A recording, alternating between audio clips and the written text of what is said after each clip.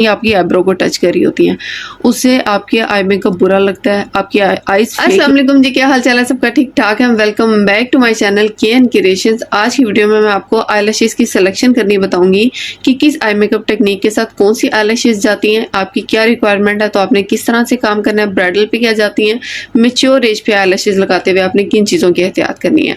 तो चलें जी, जल्दी से काम स्टार्ट करते हैं। सबसे पहले हमारी आ जाती है होलो आई मेकअप टेक्निक। होलो में आपने फ्रंट पे आई शेड लगाना है, आउटर पे आई शेड लगाना है, सेंटर से क्रीज को कट करना है।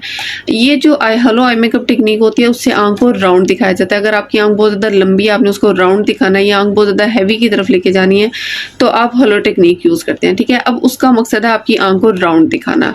जब हम आई टेक्निक के अकॉर्डिंग चल रहे हैं, तो जब होलो टेक्निक आपने यूज़ की है तो आपने राउंड आई लैशेज़ सेलेक्ट करनी होती है। यहाँ पे मेरे पास दो तरह की राउंड आई लैशेज़ हैं।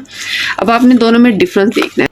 अब इन दोनों में क्या फ़र्क है? जो ये वाली आई लैशेज़ है ना, इसकी यहाँ से लेंथ कम है। जब हम आई लैशेज़ देखते हैं तो उसकी एक ये लेंथ होती है और एक ये लेंथ होती है। जो ये वाली लैशेज़ है इनकी यहाँ से लेंथ कम है, इसकी यहाँ से लेंथ ज़्यादा है। अगर आप ब्राइडल पे जा रहे हैं तो आपने इस तरह से, जिसकी यहाँ से थोड़ी सी ज़्यादा लेंथ है, वो यूज़ करनी है। अगर आप पार्टी मेकअप का राउंड कर रहे हैं तो आपने इतनी लेंथ की यूज़ करनी है। उसके बाद अब यहाँ पर मैं आपको एक और दिखाती हूँ आई लैशेज़। इसकी भी लेंथ ज़्यादा है, इसकी इससे भी ज़्यादा है। किस तरह आपको ज़्यादा फील हो रही है? इसकी जो एंड की लेंथ जहाँ पे खत्म हो रही है, सारे बाल इक्वल है, जबकि जो मैक्स फैक्टर की है, इसकी जो ऊपर वाले बाल हैं वो यहाँ पर है और जो नीचे वाले हैं वो थोड़े से छोटे हैं। इससे क्या हो रहा है? थोड़ा सा फ्लफी लुक आ रहा है, जबकि जो ये वाले हैं बिल्कुल एक लेवल जा रहे हैं।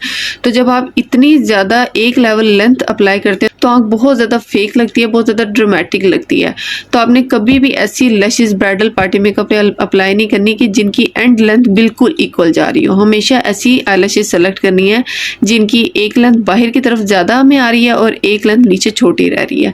इस तरह नेचुरल लुक आती है। नेक्स्ट हमारी आ जाती है कट क्रीज। कट क्रीज में हम क्या करते हैं? इनर कॉर्नर से क्रीज को कट करते हैं, आउटर कॉर्नर पे हम डार्क शेडोज अप्लाई करते हैं, आंख को तिरछा दिखाते हैं, विंग लाइनर भी लगाते हैं, जो आई शेड्स अप्लाई करते हैं डार्क ब्राउन या ब्लैक, उससे भी कॉर्नर्स बनाते हैं जैसे ब्राइडल की होती हैं। या पार्टी मेकअप में भी अगर आपने एंड से आंख को लंबा दिखाना है, आंख को तिरछा दिखाना है, तो आप क्या करते हैं? कट क्रीज यूज़ करते हैं। जब हम कट क्रीज टेक्निक पर आते हैं तो हम इस तरह की आई लैशेज़ यूज़ करते हैं। जैसे ये आई लैशेज़ है, ये बिल्कुल कट क्रीज स्टाइल में, इनर से बहुत ज़्यादा लाइट है, आउटर से लेंथ है इसकी। हम आंख को तिरछा दिखा रहे हैं, लंबा विंग खींचते हैं, कॉर्नर बनाते हैं आई शेड से। तो आपने आई लैशेज़ भी ऐसी सेलेक्ट करनी है अगर आपकी रिक्वायरमेंट है कि आपने आंख को लंबा दिखाना है। आप कट क्रीज मेकअप किस लिए करें? आंख को लंबा दिखाने के लिए।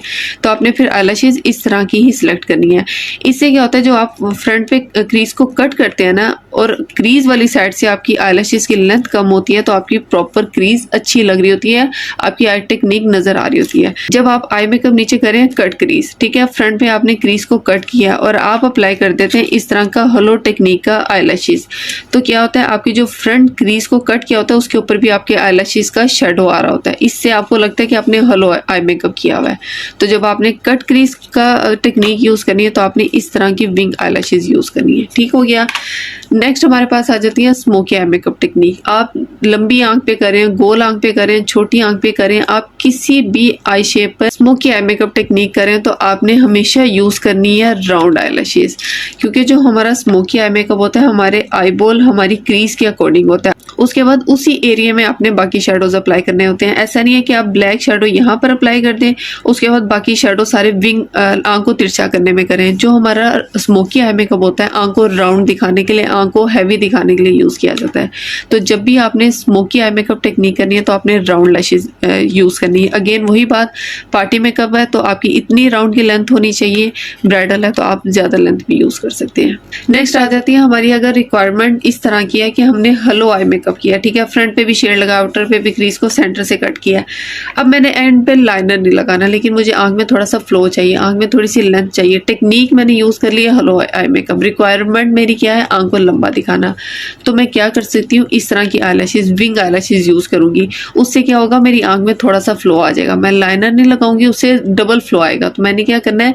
एक चीज़ यूज़ करनी है, या विंग आईलाइनर लगाऊंगी या फिर मैं विंग आई लैशेज़ यूज़ करूँगी।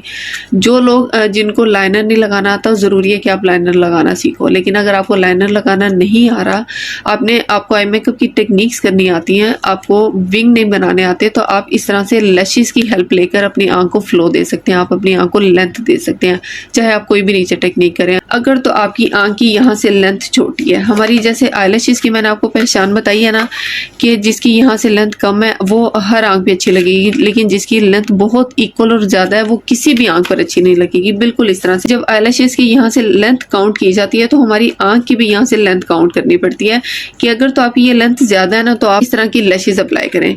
लेकिन जब आपकी यहाँ से लेंथ बहुत ज़्यादा कम है तो आपने कभी भी इस तरह की फ्लफी लेंथ में राउंड लैशेज नहीं लगानी। उससे क्या होता है, आपकी ये स्पेस कम होती है। जब आप इस तरह की लैशेज अप्लाई करते हैं आंख खोलने पे वो आपकी आईब्रो से या ऊपर जा रही होती है या आपकी आईब्रो को टच कर रही होती हैं, उससे आपके आई मेकअप बुरा लगता है, आपकी आईज फेक लगती हैं। तो अगर आपकी यहाँ से लेंथ कम है तो कभी भी आपने ऐसी लैशेज सेलेक्ट नहीं करनी जिसकी यहीं से लेंथ ज़्यादा है।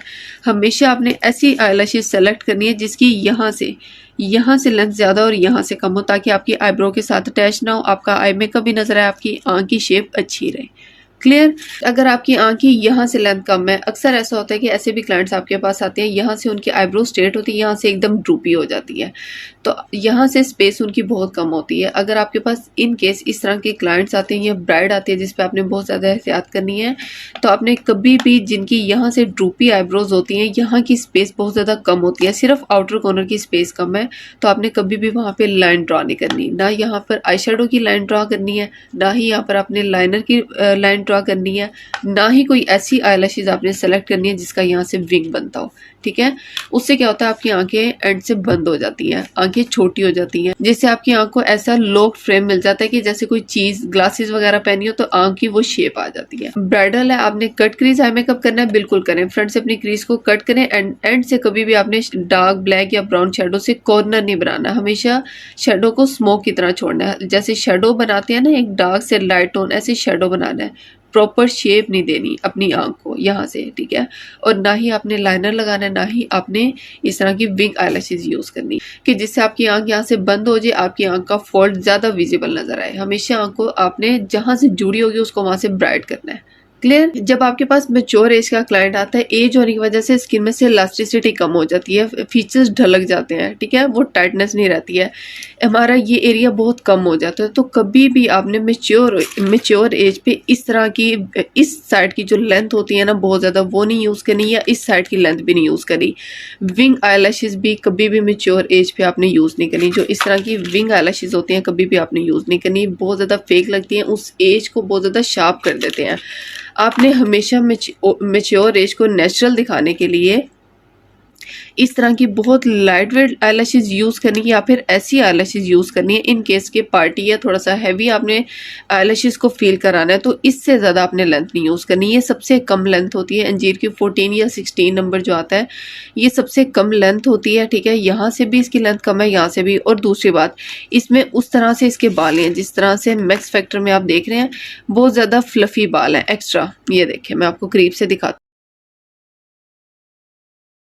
कि कितनी सारी लेंथ बनती है। एक ये यहाँ पे बिल्कुल ऊपर एंड हो रही है लेंथ, एक बिल्कुल नीचे यहाँ पर एंड हो रही है, एक इनके दरमियान में, इसमें बहुत सारी लेंथ बन जाती है, बहुत ज़्यादा एंड से फ्लफी है। ठीक है, मैच्योर एज पे कभी भी आपने इतनी फ्लफी यूज़ नहीं करनी। ये देखें जो ये वाली आईलैशेज है, मैं आपको प्लेन जगह पे दिखाती हूँ, इसका आप राउंड चेक करें, बहुत ज़्यादा फ्लफी नहीं है, बहुत ही ज़्यादा इसकी यहाँ से लेंथ नहीं है, बहुत ज़्यादा यहाँ से लेंथ नहीं है, विंग नहीं है। जब आप इस शेप की आईलैशेज मैच्योर एज पे अप्लाई करते हैं तो बहुत नेचुरल लगती है, ऐसे नहीं लगता कि एज को ज़बरदस्ती यंग एज की तरफ खींचा हुआ है। ठीक है, आज की वीडियो हेल्पफुल रही है तो वीडियो को लाइक शेयर करिएगा। मिलेंगे इंशाल्लाह नेक्स्ट वीडियो में, अपना बहुत सारा ख्याल रखिएगा। अल्लाह हाफिज़।